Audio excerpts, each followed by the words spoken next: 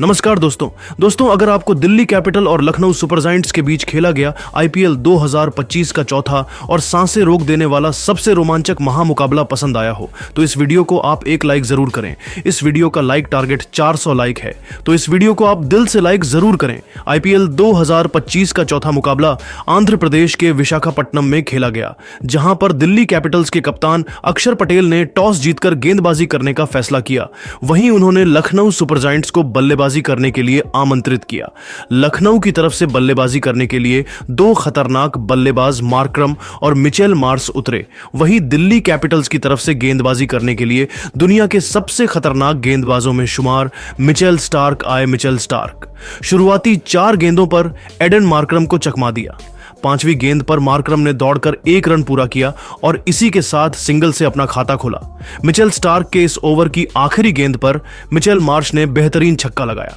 इस तरीके से लखनऊ की टीम ने पहले ओवर से 7 रन जोड़े। दूसरे ओवर में गेंदबाजी करने के लिए दिल्ली की तरफ से खुद कप्तान अक्षर पटेल आए, जिनकी दूसरी गेंद पर ईडन मार्करम ने शानदार चौका लगाकर उनका स्वागत किया। दूसरे ओवर में 5 रन बटोरने के साथ लखनऊ का स्कोर 12 रन पहुंच गया। तीसरे ओवर में गेंदबाजी करने के लिए फिर से मिचेल स्टार्क आए, जिनकी पहली ही गेंद पर एडन मार्करम ने जबरदस्त छक्का लगाकर अपनी टीम के स्कोर को तेजी से आगे बढ़ाया। इसके बाद मिचेल मार्श ने इस ओवर में 2 शानदार चौक और एक गगनचुंबी छक्का लगाकर अपनी टीम के स्कोर को रॉकेट की रफ्तार से आगे बढ़ाया। इस ओवर में मिचेल स्टार्क की तगड़ी कुटाई हुई। चौक और छक्कों की बारिश को देखते हुए लखनऊ सुपर जायंट्स के मालिक संजीव गोयनका काफी खुश नजर आ रहे थे। चौथे ओवर में गेंदबाजी करने के लिए फिर से कप्तान अक्षर पटेल आए, जिनके दूसरी गेंद पर मिचेल मार्श ने फिर से शानदार चौका लगाया। अक्षर पटेल के इस ओवर से लखनऊ की टीम ने 7 रन बटोरे और टीम के स्कोर को 40 रनों तक पहुंचा दिया। 5वें ओवर में अक्षर पटेल ने रणनीति के साथ अपने दूसरे गेंदबाज विपराज निगम को भेजा। विपराज निगम के दूसरे गेंद पर मिचेल मार्श ने फिर से चौका लगाकर उनको घुटने टेकने के लिए मजबूर कर दिया। लेकिन ओवर की चौथी गेंद पर निगम ने ईडन मार्करम को मिचेल स्टार्क के हाथों के कैच आउट कराकर उनको पवेलियन भेज दिया और लखनऊ की टीम को तगड़ा झटका देते हुए लखनऊ की तेजी से बढ़ते हुए स्कोर को रोक दिया। मार्करम के पेवेलियन लौटने के बाद मिचेल मार्श का साथ देने के लिए निकोलस पूरन बल्लेबाजी करने के लिए उतरे। इन्होंने अपने अंदाज में पहली गेंद को डिफेंस किया और अगली गेंद पर शानदार चौका लगाते हुए अपनी टीम के स्कोर को आगे बढ़ाया। इसके बाद अक्षर पटेल ने एक बार फिर से गेंदबाजी में बदलाव किया और मुकेश कुमार को गेंदबाजी करने के लिए भेजा। लेकिन इस ओवर में भी मिचेल मार्श का बल्ला रुकने का नाम नहीं लिया और उन्होंने एक चौका और एक शानदार छक्का लगा दिया। इस तरीके से पावर प्ले का अंत हो गया और 6 ओवर की समाप्ति के बाद लखनऊ सुपर जायंट्स का स्कोर 60 रनों के आंकड़ों को छू लिया। इसके बाद मिचेल मार्श और निकोलस पूरन ने मिलकर दिल्ली के गेंदबाजों के धज्जियां उड़ाना शुरू कर दिया। इनको देखकर ऐसा लग रहा था जैसे आज ये खिलाड़ी क्रिकेट इतिहास को पलट कर रख देंगे। 7वें ओवर में गेंदबाजी करने के लिए फिर से विपराज निगम आए, जिसकी पहली ही गेंद पर मिचेल मार्श ने खतरनाक छक्का जड़ दिया। इसकी अगली गेंद पर उन्होंने दौड़कर 1 रन लिया। इसी के साथ मिचेल मार्श ने 21 गेंदों में 5 चौकों और 4 छक्कों की सहायता से अपना तूफानी अर्धशतक भी पूरा कर लिया। असली करिश्मा तो इस ओवर में निकोलस पूरन ने दिखाए।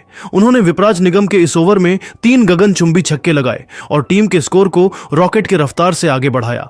8वें ओवर में कप्तान अक्षर पटेल ने गेंदबाजी करने के लिए स्पिन गेंदबाजी के जादूगर कुलदीप यादव को भेजा, लेकिन कुलदीप यादव भी लखनऊ सुपर जायंट्स के स्कोर को रोकने में नाकाम रहे। निकोलस ने कुलदीप यादव की भी जमकर कुटाई करते हुए इस ओवर में 2 चौके लगा दिए। अगले ओवर में विकेट की तलाश में गेंदबाजी करने के लिए मोहित शर्मा आए, लेकिन इस ओवर में भी मिचेल मार्श ने 1 चौका लगाते हुए फिर से दिल्ली की उम्मीद पर पानी फेर दिया। 9वें ओवर की समाप्ति के बाद लखनऊ का स्कोर एक विकेट के नुकसान पर 100 रन के पार पहुंच चुका था। यहां तक कि मैच को देखते हुए अंदाजा लगाया जा सकता था कि आज लखनऊ का स्कोर 250 रन के पार पहुंच सकता है। देखते ही देखते लखनऊ सुपर जायंट्स का स्कोर रॉकेट की रफ्तार से आगे बढ़ता चला गया और अगली ओवर में गेंदबाजी करने के लिए उतरे कुलदीप यादव, जिनके चौथी गेंद पर मिचेल मार्श ने फिर से छक्का लगाते हुए कुलदीप यादव को घुटने टेकने के लिए मजबूर कर दिया। 10 ओवर के खेल की समाप्ति के बाद लखनऊ सुपर जायंट्स का स्कोर 117 रन पहुंच गया था। लखनऊ सुपर जायंट्स की तरफ से बल्लेबाजी करते हुए निकोलस पूरन और मिचेल मार्श घायल शेर की तरह दहाड़ रहे थे और टीम के स्कोर को रॉकेट की रफ्तार से आगे बढ़ा रहे थे। दिल्ली के गेंदबाजों की सारी रणनीति फेल होती हुई दिखाई दे रही थी। चौकों और छक्कों की बारिश से मैच काफी दिलचस्प होता जा रहा था। 11वें ओवर में गेंदबाजी करने के लिए उतरे मोहित शर्मा एक बार फिर से विकेट लेने में नाकाम रहे।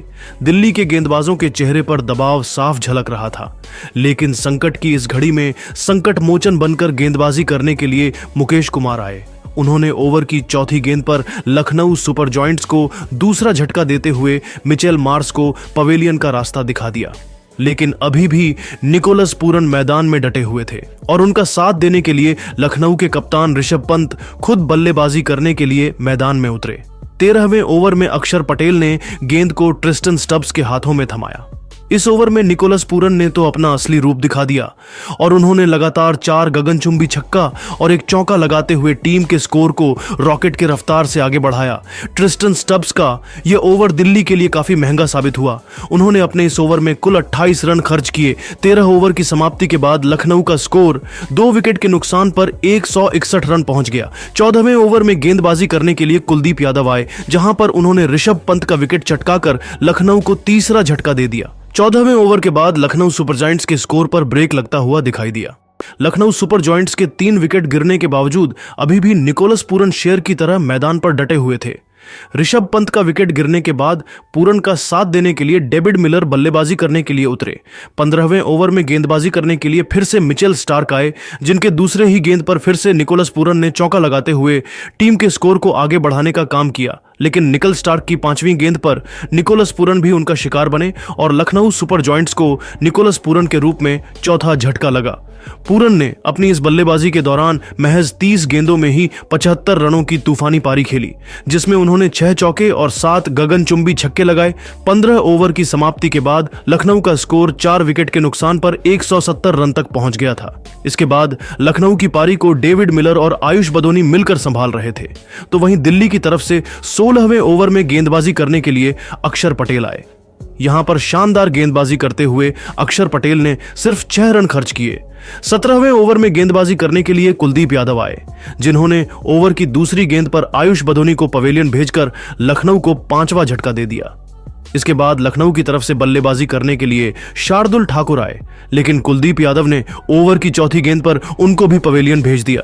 शार्दुल ठाकुर बिना खाता खोले वापस लौट गए और डेविड मिलर का साथ देने के लिए शाहबाज अहमद मैदान पर उतरे।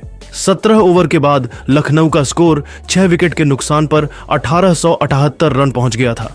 19वें ओवर में गेंदबाजी करने के लिए फिर से स्टार्क आए। इस ओवर में मिचेल स्टार्क ने शाहबाज अहमद और रवि बिश्नोई का विकेट गिराकर लखनऊ की टीम को तगड़ा झटका दिया। दिल्ली की तरफ से आखिरी ओवर में गेंदबाजी करने के लिए मोहित शर्मा आए। इस ओवर की आखिरी 2 गेंदों पर डेविड मिलर ने जबरदस्त छक्का लगाते हुए टीम के स्कोर को 200 रनों के पार पहुंचा दिया और दिल्ली के सामने पहाड़ जैसा स्कोर खड़ा कर दिया। इस तरीके से लखनऊ की टीम ने 20 ओवर में 209 रन बनाए और दिल्ली को 210 रनों का लक्ष्य दिया। 210 रनों को हासिल करना दिल्ली के लिए आसान नहीं था। दिल्ली की तरफ से पारी की शुरुआत करने के लिए 2 खतरनाक बल्लेबाज जैक फ्रेजर और फफ डू प्लेसिस मैदान में उतरे, तो वहीं लखनऊ की तरफ से गेंदबाजी करने के लिए पहला ओवर लेकर आए शार्दुल ठाकुर, जिन्होंने अपने ओवर की तीसरी पर ही जैक फ्रेजर को आउट करके दिल्ली की टीम को पहला झटका दिया। इसके बाद डू प्लेसिस का साथ देने के लिए अभिषेक पोरेल मैदान पर उतरे, लेकिन शार्दुल ठाकुर ने ओवर की 5वीं गेंद पर उनको भी पवेलियन का रास्ता दिखा दिया और पहले ही ओवर में दिल्ली कैपिटल के 2 विकेट गिराकर उनका कमर तोड़कर रख दिया। दूसरे ओवर में गेंदबाजी करने के लिए आए मणिमारन सिद्धार्थ और उन्होंने भी अपने ओवर की चौथी गेंद पर समीर रिजवी को आउट करके लखनऊ की बल्लेबाजी को ध्वस्त करके रख दिया। दिल्ली की टीम सिर्फ 8 रन बनाकर अपना 3 विकेट गंवा चुकी थी। इस तरीके से दिल्ली की शुरुआत बेहद ही खराब रही। अपना 3 विकेट गिरने के बाद दिल्ली की तरफ से फफ डू प्लेसिस का साथ देने के लिए खुद कप्तान अक्षर पटेल आए।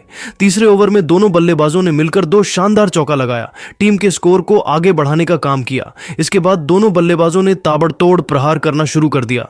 चौथे ओवर में मणिमारन सिद्धार्थ की पहली ही गेंद पर अक्षर पटेल ने जबरदस्त छक्का लगाया। इसी ओवर में डू प्लेसिस ने 2 शानदार चौका लगा दिया और गेंदबाजों की धज्जियां उड़ाकर रख दी। इसके बाद 5वें ओवर में भी दोनों बल्लेबाजों ने तगड़ा करिश्मा दिखाए। इस ओवर से कुल 13 रन बटोरे और टीम के स्कोर को 45 रनों तक पहुंचाया। दोनों बल्लेबाज मिलकर दिल्ली के स्कोर को तेजी से लक्ष्य की तरफ ले जा रहे थे। तभी 6वें ओवर में कप्तान ऋषभ पंत ने नई रणनीति बनाई और गेंद को दिग्वेश राठी के हाथों में थमा दिया। राठी के ओवर की तीसरी गेंद पर अक्षर पटेल निकोलस पूरन के हाथों कैच आउट होकर 22 रन बनाकर पवेलियन लौट गए। 7वीं ओवर में रवि बिश्नोई ने ड्यू प्लेसिस को आउट करके दिल्ली की टीम को एक बार फिर से सदमे में डाल दिया। 8 ओवर की समाप्ति के बाद दिल्ली कैपिटल्स की टीम 5 विकेट खोकर सिर्फ 62 रन ही बना सकी थी और दिल्ली कैपिटल्स को हार का डर सताने लग गया। दिल्ली के 7 विकेट गिरने के बाद ट्रिस्टन स्टब्स और आशुतोष शर्मा ने मिलकर पारी को आगे बढ़ाने की पूरी कोशिश की, लेकिन 13वीं ओवर में ट्रिस्टन स्टब्स भी पवेलियन लौट गए। देखते ही देखते यह मुकाबला अंतिम ओवर में जा पहुंचा। 20वें ओवर में गेंदबाजी करने के लिए शाहबाज अहमद आए। ओवर की तीसरी गेंद पर आशुतोष शर्मा ने सनसनाता हुआ छक्का लगाकर लखनऊ के जबड़े से मुकाबले को छीनकर दिल्ली के झोली में डाल दिया। आशुतोष शर्मा ने अपने इस पारी के दौरान 31 गेंद पर 5 चौके और 5 गगनचुंबी छक्के की सहायता से 66 रन बनाकर नाबाद रहे। दोस्तों, तो देखा आपने आशुतोष शर्मा की धमाकेदार पारी के दम पर दिल्ली की टीम ने किस तरीके से लखनऊ को करारी शिकस्त दी और मैच को अपने नाम कर लिया। आशुतोष शर्मा की इस धमाकेदार पारी को 10 में से कितने नंबर देंगे, आप खुद नीचे कमेंट करके जरूर बताइए और क्रिकेट जगत से संबंधित ऐसी नई वीडियो के लिए हमारे चैनल को सब्सक्राइब जरूर करिए। धन्यवाद। जरूर करिए। धन्यवाद।